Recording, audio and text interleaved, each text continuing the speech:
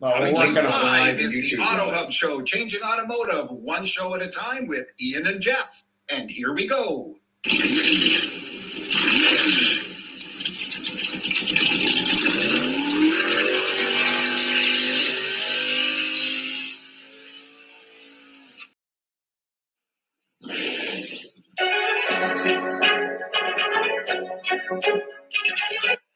said you can't teach an old dog new tricks? Hi, I'm Gail Rubenstein, the founder and CEO of a company called Retail Resilient, social selling for the car industry. And we help auto dealers, auto agencies, and vendors in the auto industry sell more cars, service more cars, and make more money using our social selling strategy.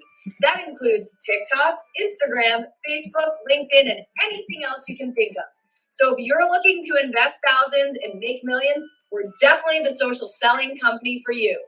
Like I said, who said you can't teach an old dog new tricks? If you run a service drive, you know these days first impressions matter. But when your advisors are tied up with inbound phone calls, they tend to neglect their other, more important duties.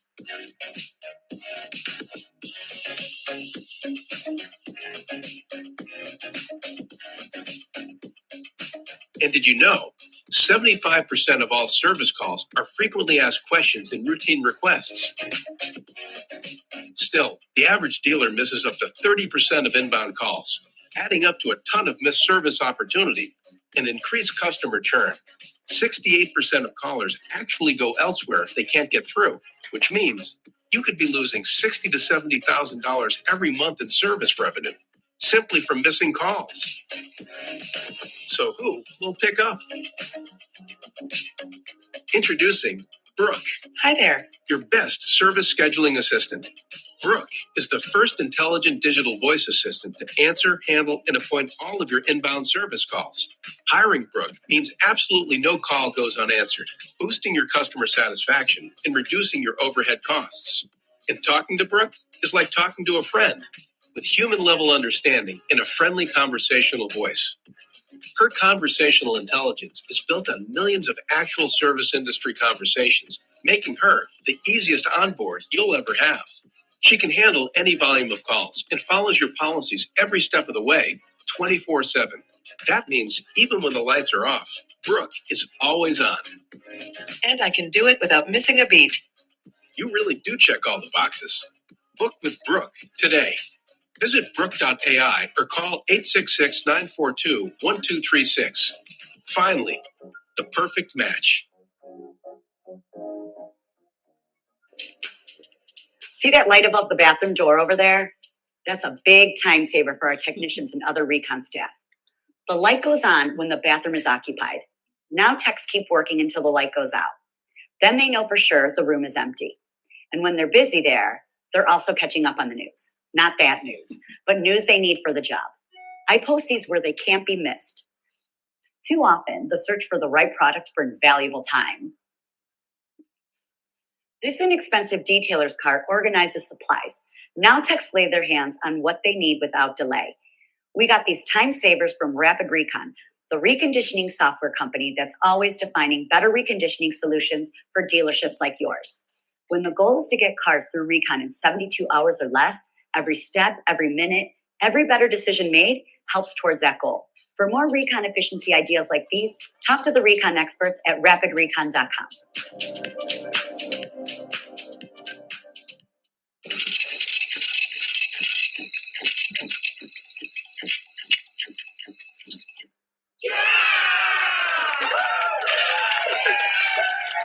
And a special thank you to all our sponsors that make the AutoHub show possible. Just in case you weren't aware, we are rolling into a new year soon, and we are looking for new sponsors.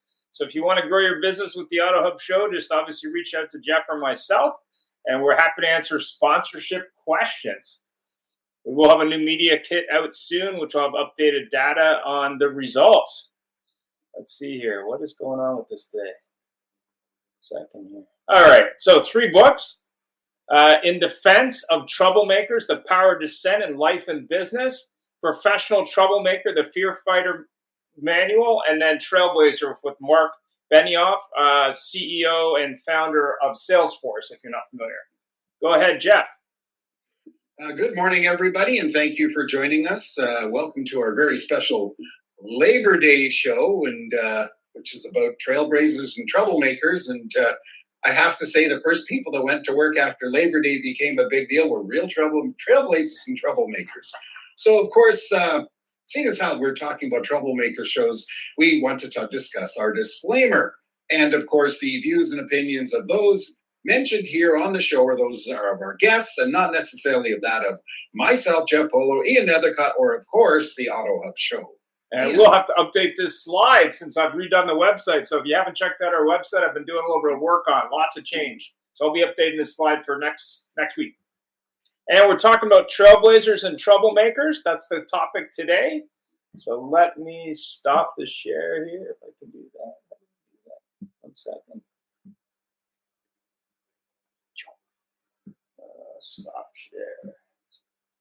So go ahead, Jeff. The awkward silence there. Go ahead, Jeff. Well, today we have a very interesting show with us. Again, it's Labor Day, and I'm going to ask everybody that joined us today. We did specifically have Ray Gill joining us from Impel, which used to be SpinCar, which used to be something else, and I get dizzy thinking about the stuff they do. And Ray, I'd like you to introduce yourself, but then also we asked you to join the show because you represent change in the car business. So why do you feel you personally qualify as a troublemaker, trailblazer, and or your company? Yeah, thank you. Thank you for having me, Stephanie, and super excited. So yeah, like you guys mentioned, my name is Ray Gill. I am the executive sales manager here at Impel, and I manage essentially all of our sales across Canada. So my main goal and objective is to scale and grow the company, acquire more dealers for the Canadian market, which is extremely important for Impel because I always look at the Canadian market as a year or 2 years behind what's happening in the US. And I think it's safe to say in the US, if you look at digital merchandising and the way that they, handle inventory for dealer websites, it's more of a must-have rather than a nice-to-have for something like an interactive 360. So that's why I think, for myself in Canada and being the representative for Impel, that really gives me the opportunity to be a trailblazer or a troublemaker because I'm going to be able to bring a completely different, more transparent, more engaging way to merchandise your vehicles online and really get away from the traditional photo galleries that we've had in place and dealers have had websites. And then, like you mentioned, we've gone through a rebrand here at SpinCar under now known as Impel. And the reason for that is we now have a full suite of conversational AI solutions. So the original name SpinCar, that was really focused on our bread and butter at that time, which was digital merchandising and interactive 360 walkarounds. But now with the whole conversational AI solutions, now we've rebranded to become Impel as a full digital engagement platform, which has merchandising to wow a customer when they come to your website, and then sales AI to actually engage and respond to those customers when they're in shopping, service AI to keep following up with those customers once they've purchased a vehicle to maximize that lifetime value. And then we also have an F&I AI, which can help maximize that very, very important piece of the business and uncover new profits and opportunities. So all of that definitely gives me an opportunity to bring a full suite of unique solutions to the Canadian marketplace and just help dealers, make their businesses and websites that much more efficient. Cool. Terrific. I think you gave us a new acronym. I'm very impressed. F&I AI. Yeah, there we go. And Larry has cloned himself. He's in 2 squares. Larry's got 2 squares now.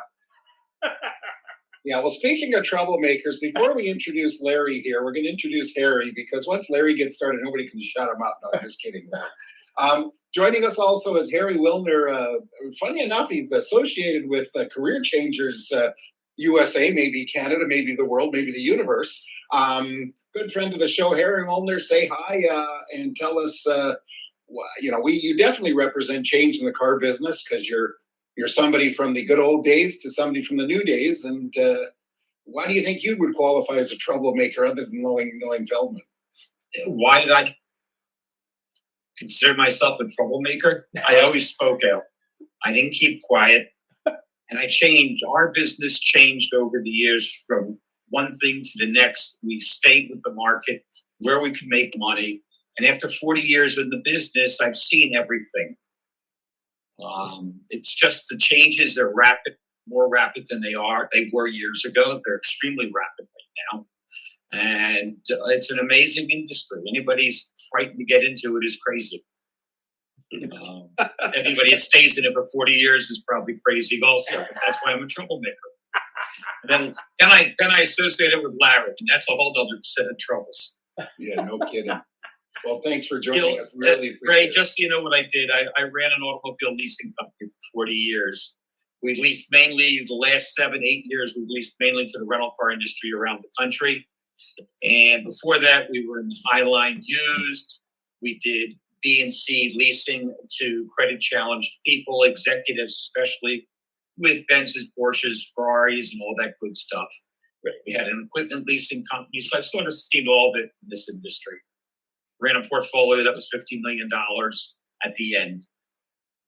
And then Well, it's funny that you mentioned the credit challenge and then mentioned executives. People never understand that art in the car business, how hard it is to get executive level people financed.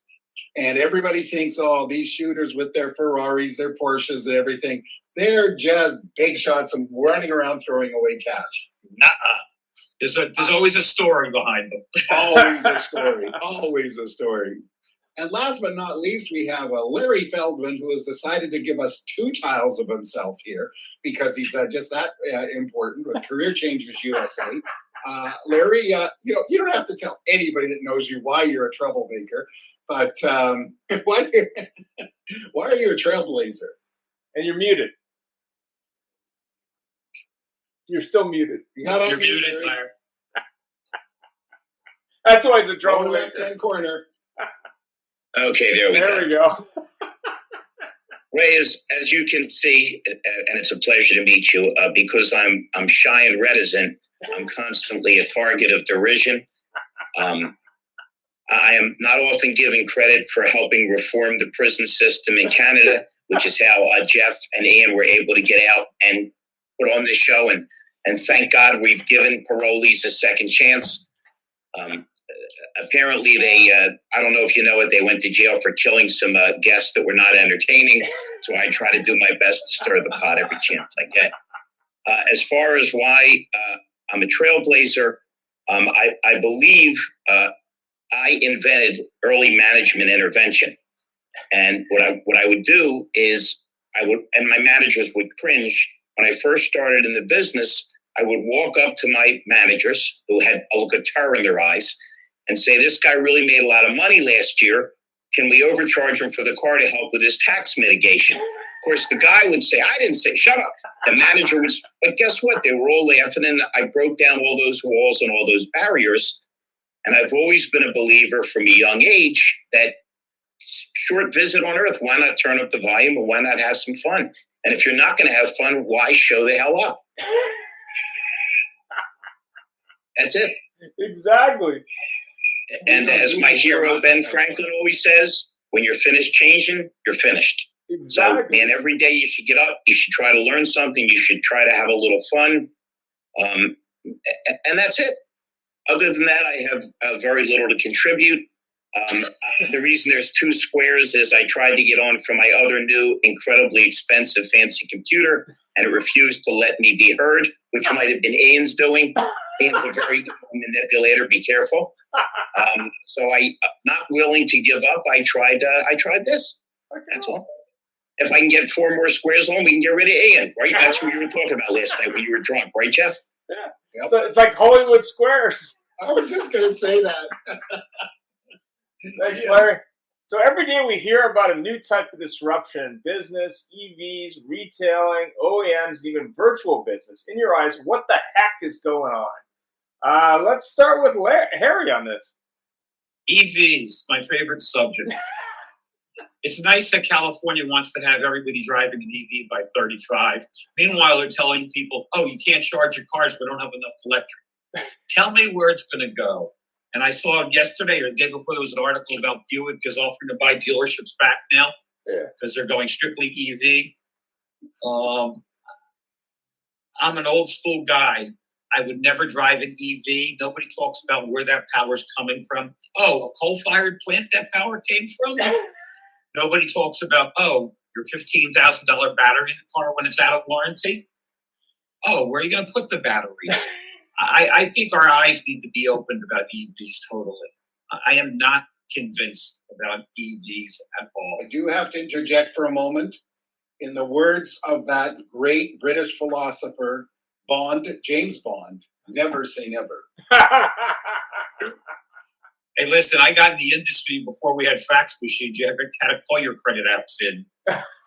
Ray, you're way too young to remember those days. The reason I don't mean to correct you, my good and great friend, Mr. Polo, but you were incomplete in the title. It was never say never again. And the lesson there, if you don't mind me building on what you said, was Sean Connery, like any actor, or I guess any person, doesn't want to be branded as one thing, right? We all like to think that we're multifaceted. It's why every actor wants to play basketball and every athlete thinks he can sing. And he refused to do the role till they waved a big enough check in front of him. It always comes down to money and economics. And this is the biggest travesty that I think any business person has ever seen, because every single thing is built on a fallacy. The polluters, the primary polluters on the planet are China and India. If we completely stopped every single thing that produced any bit of emission right now, wouldn't make a damn bit of difference because it's China and it's India.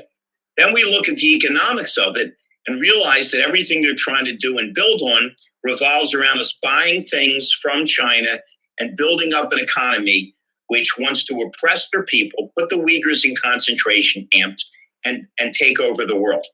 So you've got a bunch of, I won't call them brain dead because I don't want to get any letters from the Anti-Brain Dead Defamation League, but you've got a bunch of morons that, California, every time I turn on the TV, other than seeing this idiot with the haircut governor, is people fleeing for their lives from a fire. I can just see that the house is on fire. Well, let's stop and charge the EV. It should only take about 3 days. Every single premise is built on a fallacy. It's a joke. It's not going to happen. It can happen. I believe, Ian, correct me if I'm wrong, you're the stat guy, 16% of the cars in California are electric. And you both were correct in saying that they've come up with, well, do not charge your cars between here and there. What are they going to do when it's 100%? Wow. It makes no sense. The every single aspect of it is ridiculous. It's completely crazy. But once again, this is what happens when in your wonderful country you have who you have leading you, and in our country we have who we are leading you. Ray, you don't know this, but I'm about to move out of the country and take the condo in the Caribbean that Cher never moved into when Trump was elected. Well, you saw that Ozzy's selling his house in LA because he's worried about taxes and gun crime. That was interesting.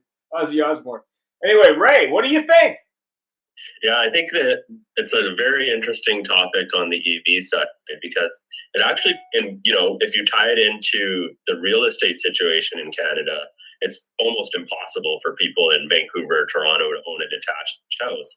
So all those people are moving into higher density condos, and we know that the majority of these high density condos aren't being built with charging infrastructure, or if they do have chargers, there's like 5 or 10 in a building. So now you have another problem tied into our real estate issues of how are all these people going to charge their vehicles when they all live in high density buildings. And then another thing when it comes to costs and infrastructure is roads are mainly financed by fuel taxes. 100%. So now that the EVs are coming out, like in Vancouver as an example, you have the city council and mayor doing studies on road tax systems where you're going to be charged to come into downtown, and they're already trying to figure out ways to, hey, we all went green, we all got the EVs, we're not polluting anymore, but now we're going to have another tax on top of us because everything still needs to flow and everything still needs to function. So there's a big protest in Paris this week when people who have motorcycles, who only have motorcycles because they can't afford to drive cars, are now being taxed to come into the city. And they had people that are very angry going, hey, man, if I could afford a car, I'd have a car. I have a motorcycle because I can't afford it. Now you're telling me I got to pay. I can't afford to pay. So it was kind of interesting. But more importantly, when we did an interview with Brian Benstock, and he was talking about New York City. He says, yeah, I'd have to sell a 300-foot extension cord with each EV that I sold Manhattan. That was pretty Well, funny. the harbinger of that, Ian and Ray, was a couple years ago when the Democrats in my fine country started to talk about a mileage tax, taxing you on how much you drive. It's just so insidious, because forget the fact that people are trying to completely control our lives.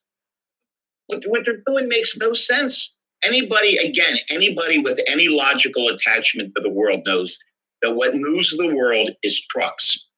So to make it completely, incomprehensibly expensive to drive them, to move them, and then to get taxed on top of them, if we took a step back and we went to see a movie based on this, we'd walk out and say, it was surreal, it was too unrealistic. Nobody would be this foolish in terms of running a country or two countries.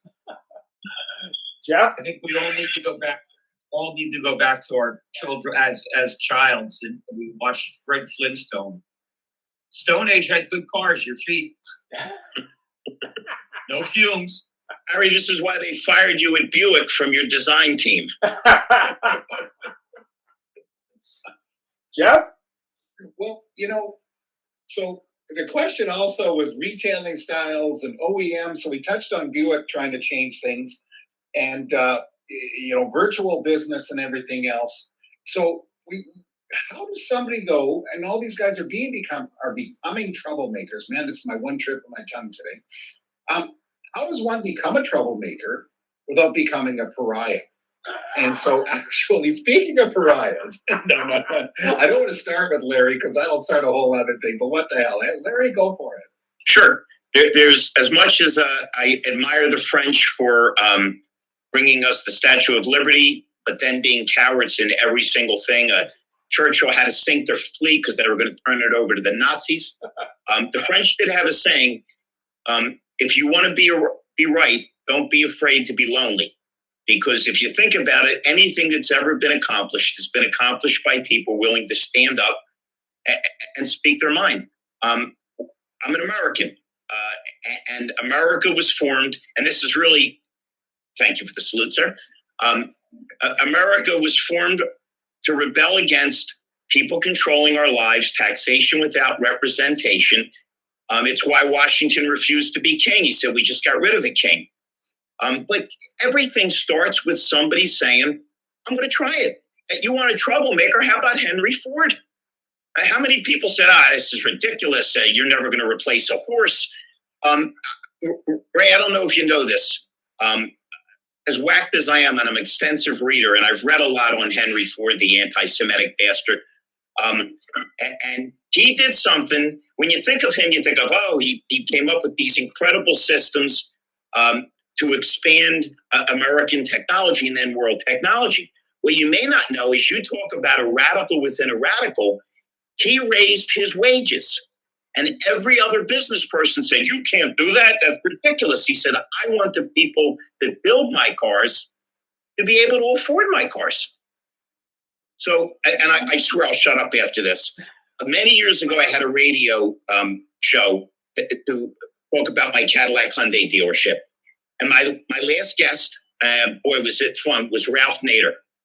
And Ralph Nader basically said that people know who their sports teams are, but they don't know who their councilman is, their alderman, their senator. They don't care. So as per Harry Truman, my favorite politician, we get what we deserve. But let me say this, and I'll shut up, about being a troublemaker. In the early 60s, I don't know how old you are, right? Me and Harry are old guys, and Jeff's social security number is 11, so we're not even going to go there. He came out with a book called Unsafe at Any Speed, talking about the Corvair. And it had like what looked like the tip of a sword or an arrow coming out. And if you were in an accident, you basically got impaled on your own steering wheel and died. So he wrote this book, and he was Man, you would have thought it was like the torches, the peasants with the torches going after Frankenstein. How dare you? Because back then the classic slogan was, as General Motors goes, so goes America. So every business went, you're a communist, it's a disgrace. But okay, let's flash forward. He decides to run for president. Now remember, this is a guy, whether you like him or not, that helped clean up the air, the water, made things safer. You know, you could show where it logically led to seatbelts and airbags. But really did a lot for the world. He then runs for president.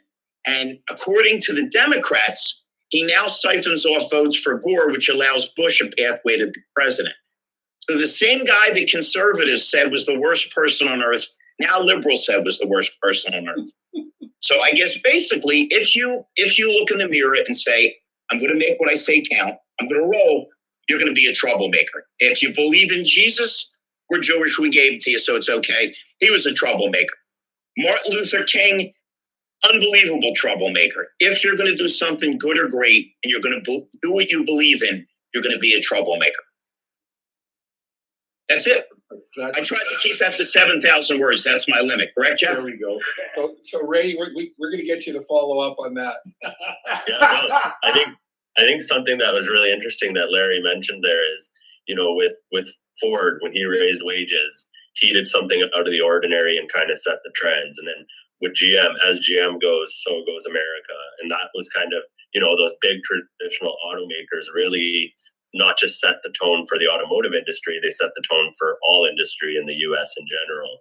But now if we look at the market now, there's a new player, Tesla. Everyone is now trying to react and become more of a Tesla. And Jeff, like you mentioned, Buick's offering to buy out dealerships that don't want to invest and put in the EV infrastructure. They're all trying to become more of the direct to consumer, taking more control of the supply chain and essentially replicating the Tesla model. So now all of a sudden, you know, the GMs, the Fords of the world that used to be the Trailblazers are now all trying to just copy the Tesla model, who is ultimately the biggest, you know, trailblazer in the space now. By the way, Ray, that was opening up dealerships. Yeah, by the way, Ray, think about how brilliant your point was, because Tesla fits right in with Ralph Nader. Because every liberal in the world, I want an electric car, I want to save the environment, until he decided to move to Texas and say vote Republican. Now he's the devil. and to echo Larry with your wage discussion, there's a gentleman out of Seattle. He has a payment company, I believe, and he raised all the minimum salaries of the company to $70,000 or more. And people said he was nuts. They said, what are you doing, dude? Like, you're paying people too much. And it's been really interesting to see what happened with that company. But go ahead, Eric. Oh, you know what happened with that guy's about to be indicted. That guy, no, I'm not being a smart aleck. That guy ran into some kind of problems with sexual harassment and diverting funds. Ray, there's a reason they get 2 squared. Honestly, I have to correct Ian. It's very sad. Luckily, the Canadian government subsidizes. They send a moose to the house once a month. It's very interesting. Eric? I don't even know what to say to that. Try being in the car with him for a 10-hour ride to Indiana. I really hate to see Larry driving through a Democratic state. Oh my golly gee willikers. You know, the whole EV thing. It's right back to Jesus. Forgive them, Lord, they know not what they do. You know, the domestic manufacturers, we all know they're way behind the times. They all screw up everything. I mean, what happened when Saturn came? Oh, it's the newest way to sell a car. One price sell. How'd that work out for General Motors? Now Buick's it appears Buick's going to go away. I think if dealerships don't step up and start fighting, there's not going to be a dealership body in the future. The manufacturers are going to own everything. They'll have a delivery center and they'll have a service center and not need to have a dealership sitting there. If I owned a dealership right now, I think I would sell it at the highest point you can right now. Because I think the future is not bright for the dealership body. I really don't see it being that bright. And yeah, you say Tesla, how well they've done and everything else. But that's not a car for the masses. How many people can afford a Tesla today? And how much profit have they really generated? We don't know. Exactly right. And if you think about it, let's look at it. Let's flip it on the head of the consumer as well as vendors like myself, like dealers, like people like Jeff, who's in the business, Ian, who's an amazing vendor that ties in and consults. It's not going to be good for anybody because any giant company falls into the same trap that federal governments fall into, which is they're really terrible about taking an overview and making it individual. Anything the government gets involved in gets screwed up. And if you think about these big companies, the disconnect they have from their customers, they like to blame it on the dealers, but it's them. I mean, we have enough trouble when you put your arm around your service department of getting a car in or getting it out or making sure they call about the loaner car. Can you imagine them handling it? And by the way, it's even uglier than what you said, was what Buick said was, if you don't want to sell electric cars, then we'll buy your franchise back. What kind of extortion is that? It's like going into a restaurant saying, if you're not going to use this kind of hamburger, we're getting rid of you. But did you notice how much they're offering to pay for a franchise? No, what are they offering? I read that it's between $200,000 and $500,000 to buy the franchise back. It's a joke. It's a joke. That's a joke. Yeah. You know, so meanwhile, AutoNation or up here, Dilawri or whatever, they're just going to walk in and say, tell you what, you keep the building, we'll rent the building, we'll take the store from you for $5 million. And somebody says, see ya, because they think you're the way you do here, which I don't think is really a wrong thing. Well, also, I mean, what are they going to do in China where Buick is the luxury brand name? Are they going to force the dealers there? I mean, I don't know. I mean, I think it's going to be very interesting to see, but it's not surprising because based on what Ford's trying, they're doing the same thing. They're firing a volley to see what happens. You know, that the big question is what will happen. There's only one dealer in China. Right? Let's be honest here. That's the number one luxury American brand in China is Buick, ironically, which is quite. We're now going to detour into talking about a guy from Alibaba who was a zillionaire who disappeared for 6 months and came back and said, maybe China's not such a bad place. Or my favorite piece of vermin, LeBron James, who will go on and on about my friend Mr. Trump, but doesn't describe the Uyghurs and what's happening with them. And the fact that they put the one guy that did stand up out of the league. You know what? The world's doomed. Let's shut off this program and go get some pizza. Wait a minute, it's all guys. We can go out and get drunk and get laid. Don't say laid, then they'll want to tax that too. You know how the government's are. And of course, we remind you about the disclaimer for the AutoHub show. Sorry. Ian. You can blank that comment out. What is one thing you've accomplished that disturbs the shit out of you and sets you apart from others? What do you think, Mr. Ray? I would say, our biggest disruption that we've had as a company in the Canadian market was actually just announced recently, and that was with the Dilawri group that you just mentioned, Jeff. So they partnered with us to bring the 360 technology and experience to all their dealerships and websites across the country. And I think that right there is, a signal from the biggest player in the Canadian market that they believe in better merchandising. They believe in the transparency for their websites. And that's kind of that signal to other dealerships that they too need to kind of follow the industry leader. So that would definitely be the biggest disruption on my end. And do you hear a lot of the Trailblazer dealers in Canada saying they want to do that, or are they still taking a wait and see attitude? I think the challenge with any sort of inventory merchandising or inventory marketing solution right now is that we've been in a very abnormal market where literally anyone can sell a car right now. The inventory is just so constrained, and the desire to essentially put any more money into merchandising a vehicle is very low. So that's been a little bit of the challenge over the last few months, but I think the market is quickly shifting. We're probably going to get another interest rate rise this week 0.75, maybe 1. So that could put another, pump the brakes a little bit on the market. Used car prices are already declining. The new car supply chain is going to start picking back up. And I think now heading into 2023, you're going to see a big challenge coming up this winter. That's my prediction. And then you're going to see dealerships kind of relook at their strategy and say, okay, the gravy train's kind of slowed down here. We need to get back to basics.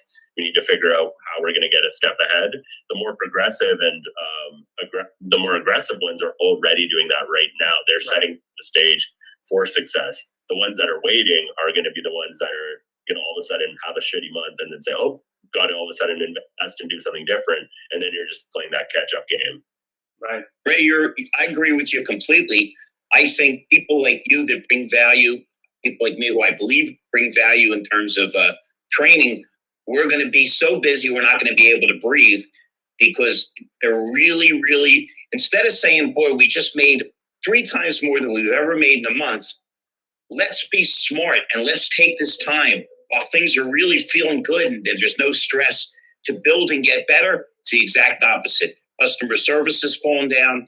The attitude's getting twisted and around. It's going to really be an interesting next 12 months. I think we're all agreeing on that. I have to share something, and I've shared it a few times already, about an experience of customer service. And funny enough, we're going to have the Brook AI show coming up later this month, and which is about fixed ops. And I had a terrible experience with customer service in my own car. I'm a car guy. I'm in the car business. And I am so pissed at this dealer because I couldn't get a call back. When I went to get the car picked up, because they wouldn't fix it the way I wanted it, they only wanted to do it the way they said they had to do it. I had to phone 3 times to get somebody to let me pay my bill. That's just ridiculous. But then again, if I was of a certain demographic that walked into a place and was dealing with cash, they'd sell me their $182,000, $120,000 car, no problem. So, moving on, pardon me. If Larry's going to get political, I'm going to get ranty. Go ahead, Jeff. Well, I'm going to ask everybody this question. And Larry's already mentioned one, but he's got to find another one. But, Ray, name your favorite automotive troublemaker. By the way, the person with the initials EM does not qualify, just because we don't want to talk about him anymore.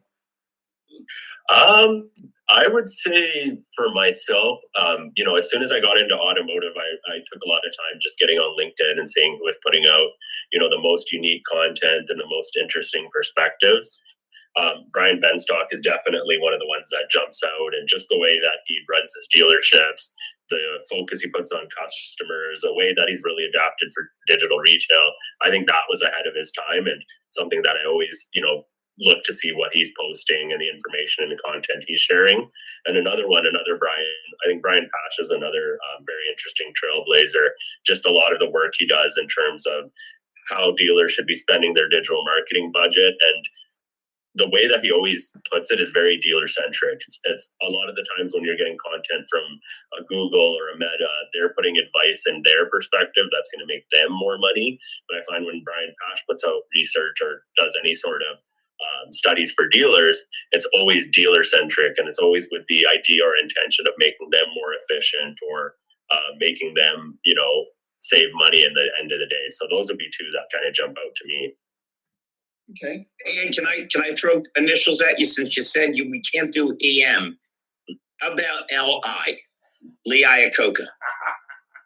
Lee Iacocca went against Ford and their egomaniacal ways and pushed the Mustang, which just completely changed so much about the industry. It's crazy. Then, because of ego conflicts, he goes to Chrysler and wakes up and goes, what the hell did I take this job for? Because they invented the concept of just having zillions and zillions of cars and reporting them sold, and they weren't. Came out with the minivan, borrowed money. This is a radical concept. He borrowed money from the government and actually paid it back ahead of time and basically saved the company. Now, today it's so diverse and fragmented, it may not mean the same thing. But back then it would have been a hell of a difference. for the world's economy and America's if Chrysler had gone bankrupt. So you talk about a troublemaker, a guy that pushed a brand that nobody wanted, that really changed everything for Ford and saved Chrysler by doing a lot of radical things. I mean, you may laugh at a soccer mom with her minivan, but boy, you talk about a thing that changed the world. So I would throw Lee Iacocca in there with, and he's much more fun to talk to than Ben Stock. I'm just saying. I have to tell you, though, something. If you think about it, he may have pushed that minivan, but in turn, he drove the SUV revolution because, of course, people said, I don't want to drive a minivan, I want to drive an SUV. And if we go back to those two letters, EV, most EVs now are SUVs. So if we go back, that's a very good person to have picked there, Larry. Remember, it's why I get 2 blocks. There you go. Although I hate to say it now, most people that view our show and anything, even in the car business, probably don't even know that name.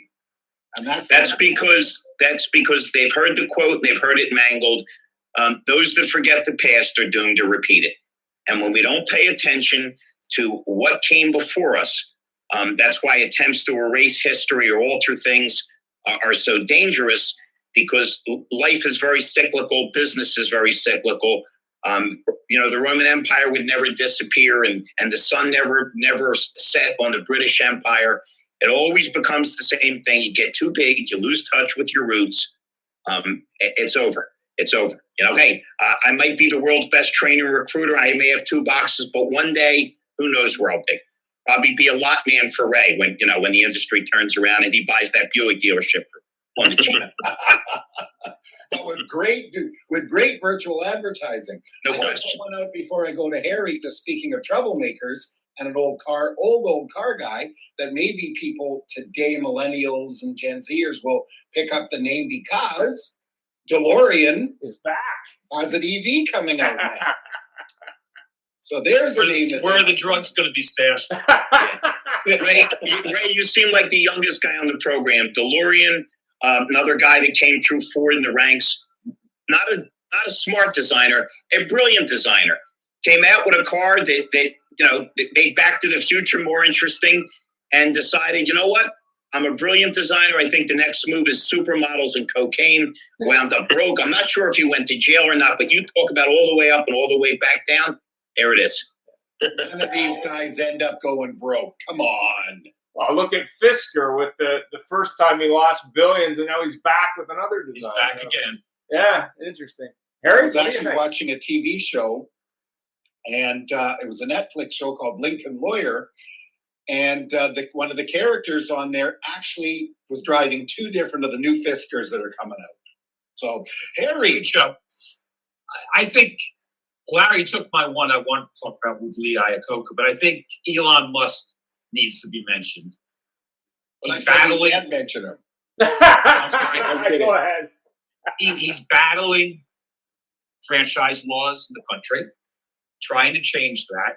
He said, I am not going to have my dealerships be franchised. I am going to own them all. He's built factories and using tents and everything else to get cars out the door. I don't know if it's long-term or not. We'll see. It seems to be that he's not that interested in that anymore. He's more interested in rockets. Guess he feels he can go to the moon and make some money up there. But look what he's done to the industry. I mean, he brought EVs to a front that we didn't have really. Yeah, the manufacturers dabbled in it. Nobody has done it like he has done it. Well, the thing that they did too there, and this is what I always say to people that go, oh, Tesla created things, and look at what they created. What they did was they had an electric car that looked really good. And it, even today, it stands out because most EVs look like an EV. Yeah. And to take the design that Lotus and the engineering and turn that on its head was a smart move to start, for sure. I mean, why invent something from scratch when you can modify something that's already one of the best engineered cars out there from a racing perspective? I mean, I think when you look at EV1, which was General Motors' attempt years before because they had to, and you look at what they could have done, or even Toyota or Honda could have done if they had continued that, even in a small way, they probably would have been, they wouldn't be as behind as they are today. But what really excites me is you look at the reaction. So you look at the volume of vehicles that are coming. I mean, whether it's Lucid, I drove one the other day, whether it's from Ford or whether it's from a bunch of other companies. I mean, I think the automotive design is going to be a lot more interesting, just because of what you can do with that design. Going back to DeLorean, I mean, when you look at GTO and those kind of cars, I mean, what was amazing about him was he was a rock star in design, and now there's a lot more interesting things that can be done just with a choice of combustion engines or a choice of power plants. I think that's really where the future is going. I think you're going to see the ability as a consumer to buy different power plants. I saw an article this morning before the show. They're going to do a new model for renting EVs, which is kind of interesting. But also, I wanted to mention, Jeff, Philadelphia, they're having a State of the Union event coming up. And Larry, I believe, is going to be there live with Harry. Absolutely. So if you are going to be in Philly at the State of the Union event in Philadelphia, which is coming up, I think next week, right? Yes, sir. Yeah. So Sunday, Monday, Tuesday. Yeah. So definitely make sure to, meet Larry and the boys in person and say hi for Jeff and I. We didn't have enough notice, or we probably would have made an appearance, but that was just something I wanted to mention. Go ahead, Jeff. Yeah, that's one drawback to being based in the west coast of Canada. Going to all these big things in the U.S. is quite the thing. That would be fun, except it's an extra day, 2 days for us from our neck of the woods. So you guys just fly down for the. So let me ask Larry and Harry a question. Being that I did my undergraduate degree in Philadelphia, who makes the best cheesesteak of the two suspects? Never ate one in my life. The best steak you will ever get is not in Philadelphia. It is in Atlantic City, New Jersey. It's something, I'm not being facetious, it's called the White House. Oh, okay. It's in Arctic in Mississippi. The guy came back from World War II. You can go there any day of the year, and there's people lined up outside to get takeout. And if you go inside, the first thing you see is the picture of the Beatles, Muhammad Ali and Joe Frazier, Sinatra, Elvis Presley. It is the best steak sandwich you will ever eat. If you guys eventually ever come to town, I'll take you for a steak sandwich. Rock and roll. Jeff and Ian, you've both been out with Larry for dinners. You're going to trust him with a food review? And I got to tell you, though, if you want to know what the best New York deli food is, you got to go to see Harry. Through Harry, I got to experience the table where Harry met Sally. There you go. Ray, this is what happens when you have a bunch of Jews on. It goes from a car show to a food show. All we need is Ray, I have a question. Can I ask a question to Ray? Yeah, of course. Yeah. You're in the tech field. You're young. Where do you see yourself when you're 50 and 60 and the next young whippersnapper, I'm going to use that old-fashioned term, comes along? That's a great question. Honestly, I put a lot of thought into that, and I think, eventually where I would like to go into is taking all this knowledge and expertise within automotive, on the digital marketing side, on the technology side, and hopefully eventually getting to the point where, you can be consulting dealerships and advising them on how they need to transform and how they can manage their marketing budgets and their tech stacks more efficiently. I think that's where I would eventually like to go. But as part of that, you have to stay on your toes. You can't let the industry pass you by. You have to go to these conferences. You have to watch these types of podcasts. You have to continuously educate yourself and read. Otherwise, if you take a month or two off and kind of get out of it, the industry can go 5, 6, 7, 8 months and just overpass you. So it's all about continuous learning and just making sure that you're, trying to be the best version of yourself every day.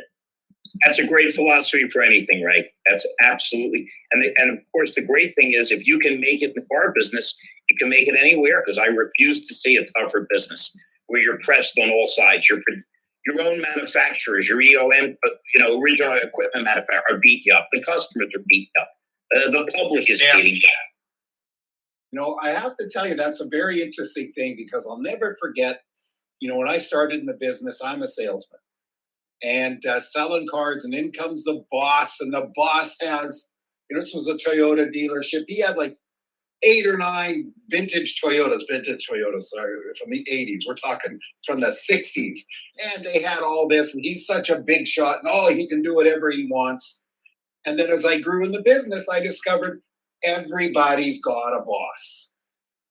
And, that's interesting. You say you get it from all sides. So you own a dealership. You're the head of AutoNation, for crying out loud. Well, guess what? You got your board. You got 25 OEMs or versions thereof. You've got vendors. You've got people, so you may own all these things. Then you got the software companies that say, you know what? So you don't want to renew, and we own your data, but you really own your data, but we own your data, but you own your data.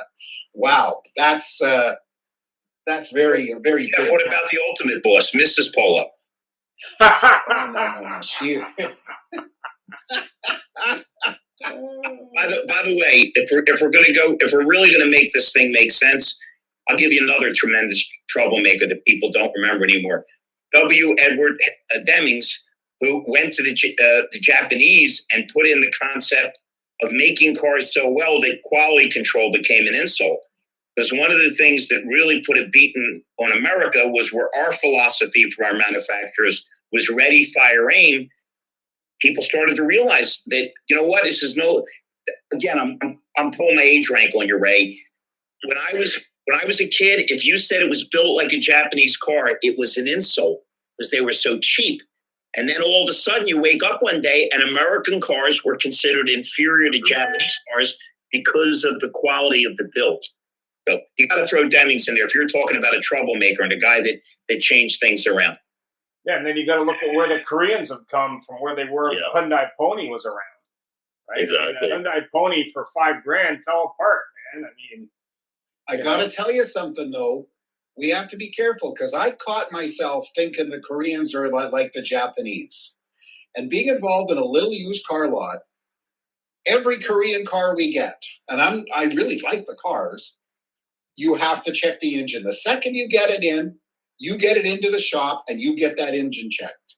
You don't have to do that with a Toyota. You don't have to do that with a Ford other than an F-150 with a 5.4. You don't have to do that. So yeah, we'll use the term troublemaker. There's the Koreans. They became the troublemaker. They turned everything upside down. But sometimes, jazz hands. Although I think Hyundai and Kia have come a long way. Yeah, their engines blew if you didn't change the oil every 3,000-4,000 miles, and we leased them as rental cars. Rental car companies don't know what an oil change is. But I think if you look at fit and finish and what they put into a car today, Hyundai, and design, I think they're past the Japanese right now. A lot of that. Does anybody say Genesis? How about Genesis? Unreal. I mean, look at the new J.D. Power review on Genesis, and they were comparing it to some heavy-hitting, not only American cars or Japanese cars, but even German cars going, Yeah, let's not kid each other about German cars. Sure. They're fun to drive. They look good. They break. Don't buy them used. Yeah. Can't afford to fix them, though. Yeah. Hans and Schwanz are not your buddy in the service department. Well, yeah. It brings up a good EV question with Tesla, and you got to pay for certain services. Yep. And you buy a used Tesla, and you thought it had autopilot, and it didn't. Oh, you got to pay us $10,000 to get that turned on. But that's endemic everywhere, Harry. That's Where's BMW. the future of that? You got to pay for your services, the heated seats. That's endemic to the industry. Not only that, I talked to a gentleman at Tesla because I was asking about service, because there's all this talk about service free and no service needed. And there is actually a coolant service on, I think, Model 3 and Model S and Model Y and whatever the other ones are. But the thing that's really interesting is going to be what happens when all these leases start dropping. Like, what's going to happen with the value of these cars if, 6-8 years down the road or 4 or 5 years down the road? That's going to be the big question. But more importantly, when you look at EVs in general, and I looked at a used, I think it was a Hyundai electric, I don't know which one, whatever, the smaller one. I mean, even used, the car was crazy money. So, I mean, I just got to look at it from a used perspective and go, okay, when does the math start to make sense? I mean, we were talking on All Things Used Cars, I think it was 2 weeks ago, about new regulations in the U.S. where they're going to cut back some money to Americans who buy used electric. But the bigger question is, how many used electric cars are there that are 25,000 US or less? Because one of the guys on the show was like, becomes a real estate question. Yeah. Because once people can't afford and don't have the electricity to move their car, they'll be living in them, which makes sense because the eviction rate has risen so high.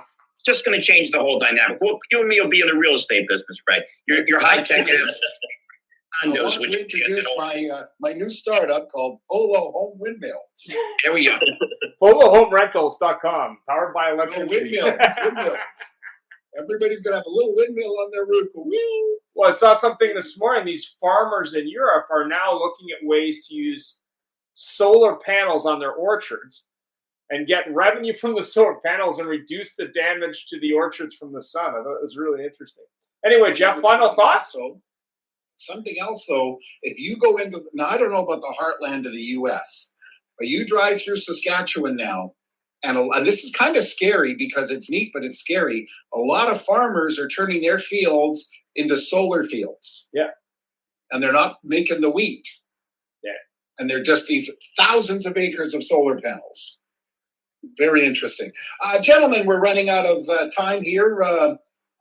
Final comments, final things. We got a little bit off topic, but that's one of the beauties of our show is we start with a topic and then we go wherever our guests go. So I will leave. Ray, I'm going to leave you for the end because you're the new guy. But Larry, we'll get started with you. Just final comments. Yep, Ray. It was a pleasure to meet you. If you'll be kind enough to reach out on LinkedIn, I'd certainly like to make a connection with you. Good insights, and it was a pleasure seeing everybody as always. And Ray, by the way, Larry and Harry were in Toronto at Used Car Week there, but you probably didn't see them. But No, I missed them. Now they were hiding in the vendor booth. Thanks, Larry. Harry. Well, thank you, everybody, today. It was great speaking to you. Ray, you know, I was always taught we're supposed to leave this world a better place by my parents, my grandparents. We effed you guys up. You're in deep shit. Okay. Sorry. I Harry for gradation because next to when he starts speaking, all of a sudden I sound modern. Very unusual. Yeah.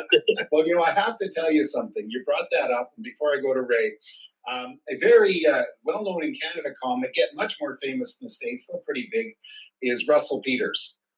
And we saw his show not long ago, and he talked about, he remembers talking to his grandmother, and he's sitting down, and they're going through the photo album, and you know, she says, I won't use the accent because I don't want to be rude, but says, here's where we came over, and this was your grandfather, and he worked out in the, I can't remember, he's from India, so whatever, the fields, and he did everything he could, and there we are taking the train to Calcutta where we could get on this boat, and we came here, and here's our little home when we first got to Canada, and here's this, and there's the family together, and this is where I made the Jesses, and this is where I made this, and this, and this. And he says, what's going to happen now is kids today become grandparents. It's going to be, well, there's a picture of me standing in this outfit, and there's a picture of me in front of the mirror with that outfit, and here's the meal I made, and here's when I went to this restaurant. So, Ray, I'm sorry, I had to bring that up. Your parting comments, and we greatly appreciate you taking the time, and thanks for joining the AutoHub family. Ray, parting comments. Yeah, no, it was awesome. I really, it was the first time on the show. Had a great time, great conversation. So really appreciate everyone having me. I guess my last parting comment would be, any sort of change that you have to make always has some sort of financial cost to it and has an expense associated with it. But not making the change also has an expense and has a cost. And I think that's something that can be forgotten. So there is a cost to not acting. And I think that in this market and in this industry, you have to be ready to move because this is just the tip of the iceberg in terms of massive changes that are going to be coming over these next 3, 4, 5 years. Awesome. Thank you so much. Thanks for taking the time on this Labor Day. And actually, my final comment I'll make about that is my time in the car business was 363 days a year, 364 on leap years. Nobody closed except for Christmas and New Year's. And the odd person was open on New Year's. But the big trend I'm noticing today is a lot of dealerships are closed today, and good for them. So, Ian, I'll leave it to you to close the show. Yeah, just thanks very much, and have yourself a great week. and enjoy some of that Labor Day. Hopefully you can get some fruits of the labor in. And thanks for being on the show. Thanks for joining us. It was a great show, and follow us anywhere you would like on your favorite podcast, on Facebook, on LinkedIn, and of course on our YouTube, or subscribe to our own channel.